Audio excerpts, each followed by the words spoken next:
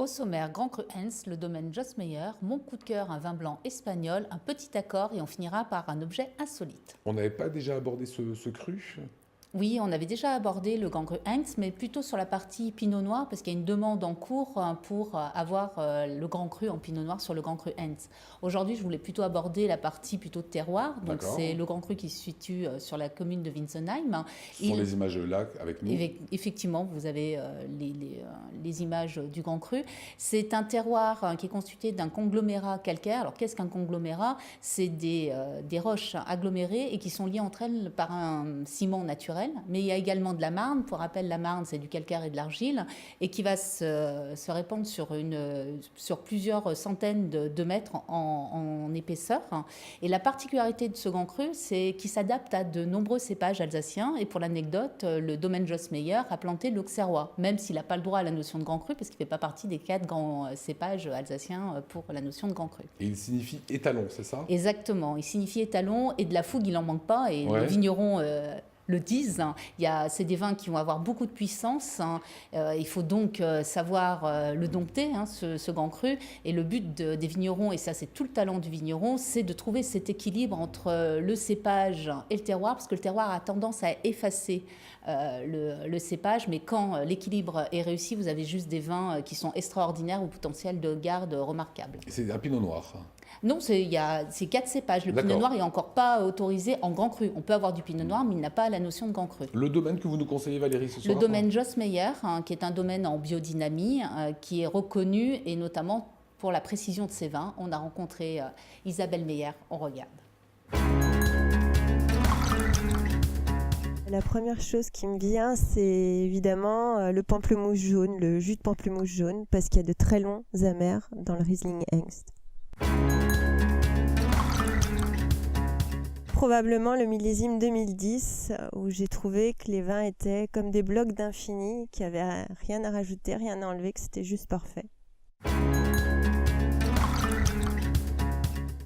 Il manque jamais de Vouvray, du domaine Huette. C'est mon premier stage en biodynamie avec Jean-Noël Pinguet, puis c'est des très très bons souvenirs. C'était il n'y a pas très longtemps, à l'Essentiel, un petit restaurant à Tiche, où j'ai fait un très bel accord plat-vin avec un Riesling Cotable 2017 sur un thon snacké avec des agrumes. Formidable. En Corse, évidemment, comme tous les Alsaciens. Bah ouais, facile. Vous avez une belle bouteille à nous proposer aujourd'hui. Alors, c'est un vin blanc espagnol, donc pour être précis, du nord de l'Espagne. La bodega, c'est Crios de Agrada. Et on est sur une cuvée qui s'appelle Primavera. Donc Primavera en espagnol, ça veut dire printemps. Donc c'est vraiment la cuvée de la saison.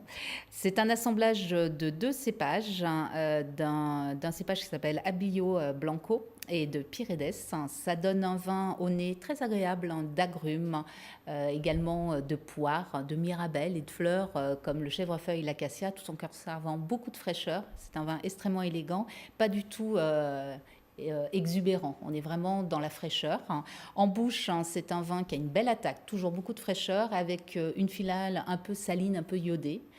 Le bois, parce qu'il y a un peu d'élevage, est complètement absorbé par le vin, parce qu'on est en 2015. C'est un vin extrêmement agréable à boire dès à présent. Il conserve quand même quelques années de garde. Une très jolie découverte pour ce vin blanc espagnol. On mange quoi avec? On l'accompagne de quoi? On l'accompagne simplement d'une petite tartine de pain grillé avec un beurre d'algues pour faire ressortir le côté iodé de ce vin. Et ça, c'est superbe. T'as vu, Julien? Un beurre d'algues. Mathéo? Ça se trouve où? Et alors, vous avez un objet insolite. On va faire un petit tour de table, quoi. Mathéo, c'est quoi? Et un peu en raccord avec ce que je vous ai dit précédemment. Julien? Alors moi je pensais pour tourner le vin. Pour tout. Okay. Et pourquoi faire?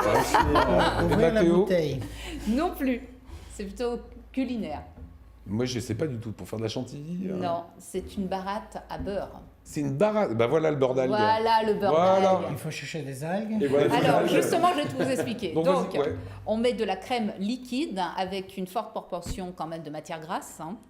Et après, vous tournez la manivelle de cette manière. Un peu plus 10, longtemps. 15, un peu plus longtemps, Ouais. j'allais Tu le tiens préciser, au-dessus. merci Mathieu, 10 à 15 minutes à peu près, et vous l'aromatisez à ce que vous voulez, justement avec des algues. Moi je vous conseille une algue qui s'appelle wasabe, qui a un petit goût d'huître, et qu'on trouve en épicerie fine sous forme déshydratée, mais également au rayon poissonnerie, en frais. Voilà. L'objet insolite du soir. Voilà, pour faire un petit beurre d'algues. Voilà, le beurre maison. On a répondu à votre Voilà, j'ai problématique, répondu Mathéo. à la problématique. Voilà, il y a eu le coup de cœur apicurien que vous pouvez retrouver bien évidemment sur le site qui apparaît. Et je rappelle que l'abus d'alcool est dangereux pour la santé. C'est évidemment à consommer avec modération.